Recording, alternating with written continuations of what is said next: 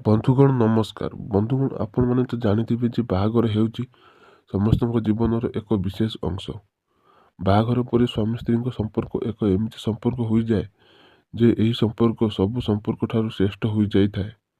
ଏହି ସମ୍ପର୍କ ଦୁନିଆର ସବୁ ସମ୍ପର୍କ ଠାରୁ ଊର୍ଦ୍ଧ୍ୱରେ ରହେ। ବାହାଘର ପୂର୍ବରୁ ତ ସମସ୍ତେ ପରସ୍ପର ଠାରୁ ଅଜଣା ଥାଆନ୍ତି, କିନ୍ତୁ ବାହାଘର ପରେ ସମ୍ପର୍କର ଡୋର ବହୁତ ଖାସ୍ ହୋଇଯାଇଥାଏ। ସ୍ୱାମୀ ଏବଂ ସ୍ତ୍ରୀ ନିଜ ଜୀବନକୁ ନୂଆ ଭାବରେ ଆରମ୍ଭ କରିଥାନ୍ତି। ବାହାଘର ଏକ ଏମିତି ସମ୍ପର୍କ ଯେଉଁଥିରେ ସ୍ୱାମୀ ଏବଂ ସ୍ତ୍ରୀ ପରସ୍ପର ପ୍ରତି ବହୁତ ଜରୁରୀ ହୋଇଥାନ୍ତି, ପରସ୍ପରକୁ ବୁଝନ୍ତି ଏବଂ ଯେକୌଣସି ବି ପରିସ୍ଥିତିରେ ନିଜର ସାଥ ଦେଇଥାନ୍ତି। ଏହି ସମ୍ପର୍କରେ ଯଦି କାହା ତରଫରୁ ବି ସମ୍ପର୍କରେ ଭଲ ପାଇବା ମିଳିନଥାଏ, ତେବେ ସମ୍ପର୍କ ବହୁତ ସମୟ ପର୍ଯ୍ୟନ୍ତ ଚାଲି ନଥାଏ।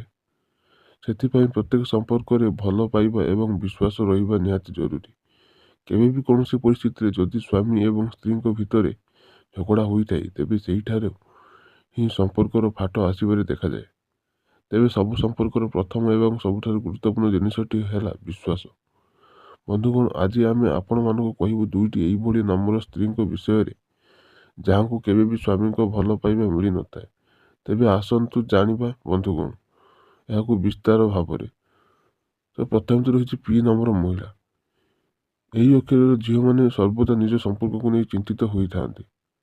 ଏମାନେ ସର୍ବଦା ଚାହାନ୍ତି ଯେ ନିଜ ଜୀବନସାଥୀ ତାଙ୍କୁ ନିଜର ସବୁ ସମୟ ଦେବ ଏବଂ ଏହି ଝିଅମାନେ ନିଜ ଜୀବନସାଥୀଙ୍କ ଠାରୁ ଦରକାର ଠାରୁ ଅଧିକ ମାତ୍ରାରେ ଆଶା ରଖନ୍ତି। ସେମାନେ ଚାହାନ୍ତି ତାଙ୍କୁ ଦୁନିଆର ସବୁ ଖୁସି ତାଙ୍କ ଜୀବନସାଥୀଙ୍କ ଠାରୁ ମିଳୁ। ଯଦି ବଦଳରେ ସେମାନଙ୍କୁ ଭଲ ପାଇବା ମିଳିନଥାଏ, ତେବେ ସେମାନେ ବହୁତ ଚିନ୍ତିତ ହୋଇଯାଆନ୍ତି, ଯାହାଦ୍ୱାରା ସମ୍ପର୍କରେ ଫାଟ ଆସିଥାଏ। ଦ୍ୱିତୀୟରେ ରହିଛି କେ ନାମର ମହିଳା।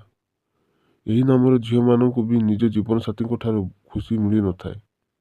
ଏହି ଝିଅମାନେ ପ୍ରାୟତଃ ନିଜ ଜୀବନସାଥୀଙ୍କୁ ଅବିଶ୍ୱାସ କରିଥାନ୍ତି। ସେମାନେ ଚାହାନ୍ତି ଯେ ତାଙ୍କ ଜୀବନସାଥୀ ତାଙ୍କୁ ନିଜର ସବୁ ସମୟ କେବଳ ତାଙ୍କୁ ହିଁ ଦେଉ, ଏହା ଛଡ଼ା ଆଉ କିଛି ବି ନ କରୁ। ଏମାନେ ଚାହାନ୍ତି କି ତାଙ୍କ ଜୀବନସାଥୀ ତାଙ୍କୁ ସବୁ ଖୁସି ପ୍ରଦାନ କରୁ। ଏମାନେ ବିନା କାରଣରେ ନିଜ ଜୀବନସାଥୀଙ୍କ ସହ ଝଗଡ଼ା କରିଥାନ୍ତି, ତେଣୁ ଏମାନଙ୍କ ସମ୍ପର୍କରେ ଡୋର ବହୁତ ଶୀଘ୍ର ଭାଙ୍ଗି ଯାଇଥାଏ।